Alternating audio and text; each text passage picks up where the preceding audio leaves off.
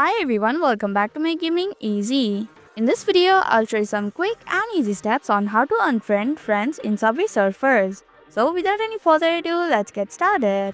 If your Subway Surfers account is connected to Facebook account, you will be able to see your friends in the friends list. Tap on the top run icon below your current avatar. Now click on the friend button from the bottom of your screen. Subway Surfers doesn't have the option to remove friends who are connected through Facebook. Either you can remove them as friend in the Facebook or you can disconnect their Facebook account. To disconnect your account, tap on the settings icon from the top right corner of your screen. Then tap on the disconnect button below Facebook.